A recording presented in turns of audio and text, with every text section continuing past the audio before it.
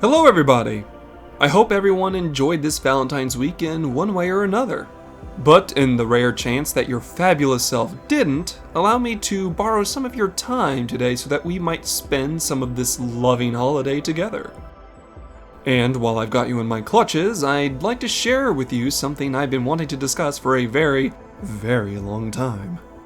So get comfortable with a beverage of your choice, because this Valentine's holiday we're discussing my nomination for the greatest power couple in video game history. Enjoy!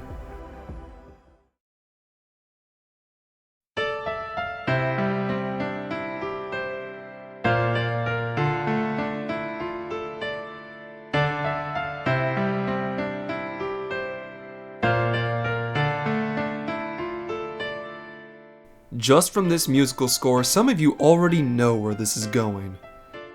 But for those of you that aren't in the know and simply hear a pleasant piano theme, allow me to explain. During July 7th of the year 2000, a game was released that would create and cement some of the JRPG genre's most beloved characters.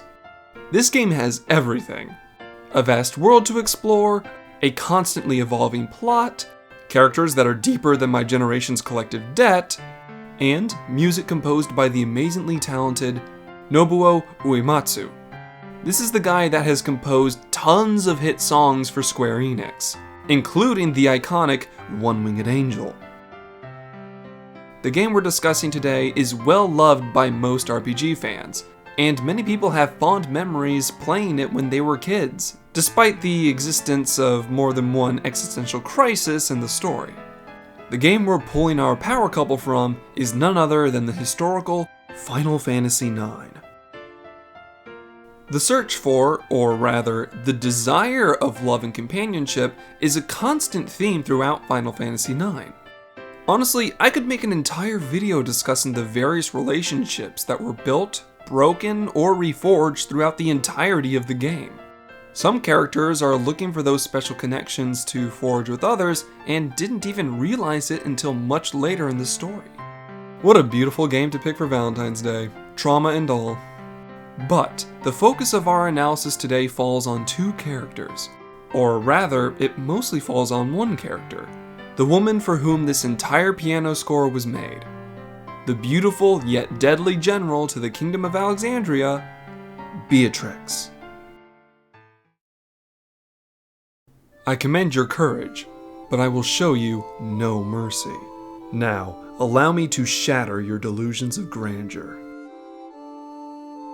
Beatrix was born in the Kingdom of Alexandria, and even at a young age, she showed a remarkable talent for things like combat and leadership. She was considered a prodigy as she became an accomplished swordsman and user of white magic very early in her life, making her assume the job of a paladin without outwardly saying so. She was powerful, and many people expected great things of her, but by extension, she automatically expected great things of herself as well. She was to be the model soldier, the prized knight of Alexandria, which made what happened next all the more humbling. She lost. At the age of 17, she ended up doing battle with a soldier of the Alexandrian royal forces, one Adalbert Steiner. They dueled, and she lost to him. Now, to most people, hearing a 17-year-old lose in a fight to someone who's about 5 years older than them sounds a bit one-sided, and perhaps it was. But this was more than a simple loss to Beatrix. To her, it revealed a flaw she would attempt to purge from herself for an entire decade. She was seen as perfect by so many people and wanted to meet their expectations, but she couldn't be the best if she could lose to a single man. After losing to Steiner, Beatrix would continue her training and go on to forge herself into the kingdom's most dangerous weapon, and lose bits of her humanity in the process. About 10 years after her loss, Beatrix had become everything the kingdom had expected of her and more. A leader who was beloved by the citizenry, and a swordsman without equal. She was the Queen's blade, and yet she wasn't entirely satisfied, and she had no idea why. Maybe it was because people didn't click the subscribe button. Call it a hunch. But meanwhile, Steiner had become somewhat of a joke. He was a captain of a royal guard called the Knights of Pluto, normally a prestigious position, but his order was mostly filled with lazy and untrained fools, making Steiner somewhat of a half-wit to the other knights of the kingdom. Yet, in spite of all this, he was happy. He worked diligently to uphold his knightly vows and gave every mission his all. Sure, Steiner was objectively weaker than Beatrix now, but unlike her, he was content. This fostered mixed emotions in Beatrix. On one hand, she saw Steiner as just another weakling she could cut down with ease. But on the other hand, she remembered how she did indeed lose to him once upon a time. And despite being made a mockery, he had more pride and dedication to his position than anyone else in the kingdom. She was jealous of his happiness, and this manifested into the form of a begrudging respect. In fact, she respected him so much that when knights under her command would openly mock him, she would order them to shut their mouths and get back to their duties. In Beatrix's mind, not a single person in Alexandria had earned the right to mock him. Perhaps not even her. It was around this time that the campaign of Final Fantasy IX truly starts, with Beatrix as a powerhouse and Steiner as a buffoon. Through a series of events, Steiner becomes a party member and protagonist of the main campaign as he travels with an Alexandrian princess in order to protect her. It's during his adventures with the party that he realizes just how dangerous the world had become, and that if he truly wanted to uphold his vows and protect the princess, he needed to become stronger.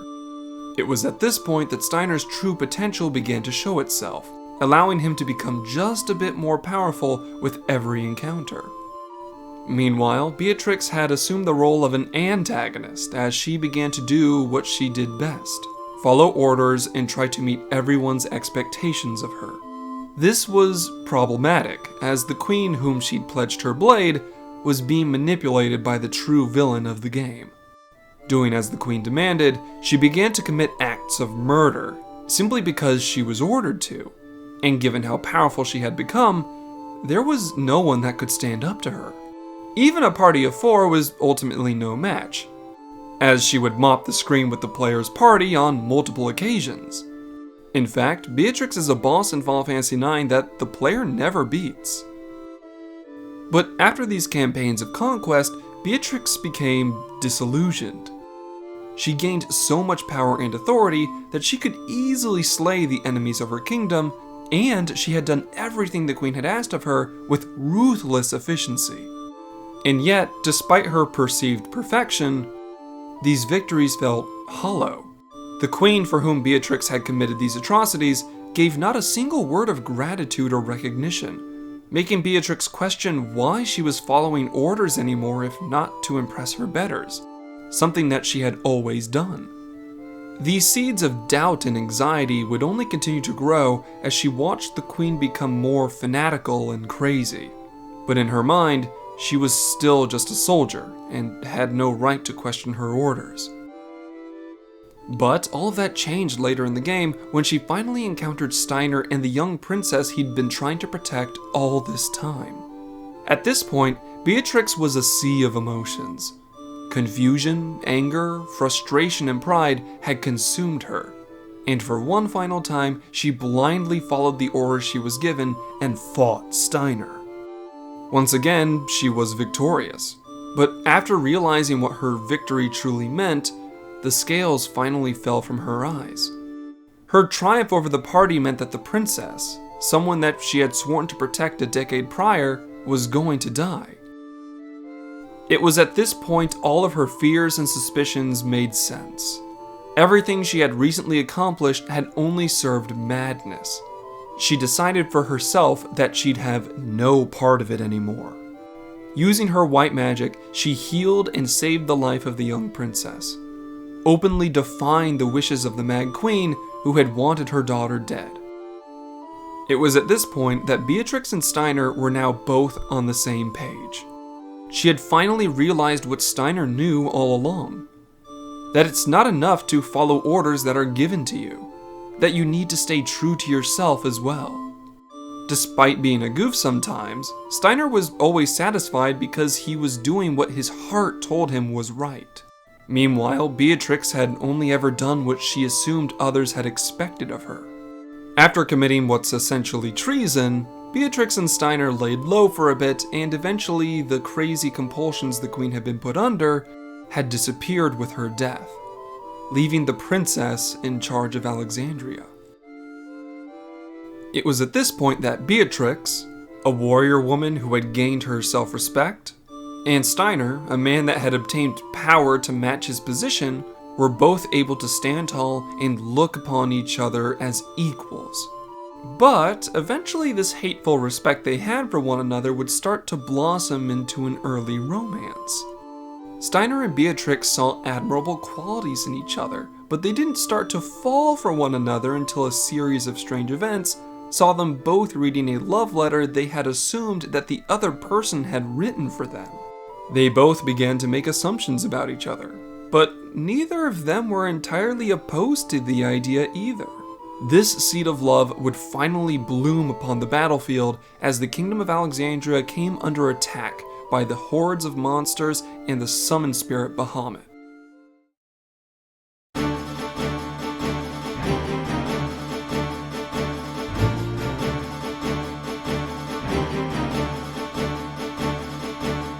And this brings us to the climactic moment where Beatrix and Steiner would work together to fight off the hordes of monsters attacking the city.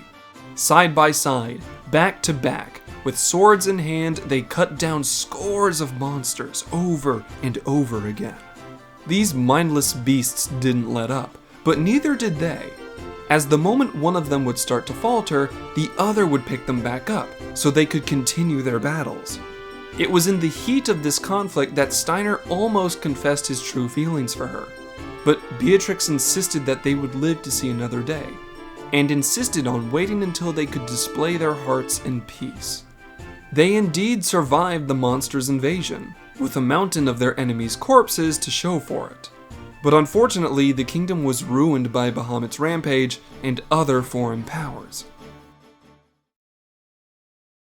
Beatrix would remain behind to try and pick up the pieces, while Steiner left with the princess to finally confront the big bads of Final Fantasy IX and put an end to all of this senseless destruction.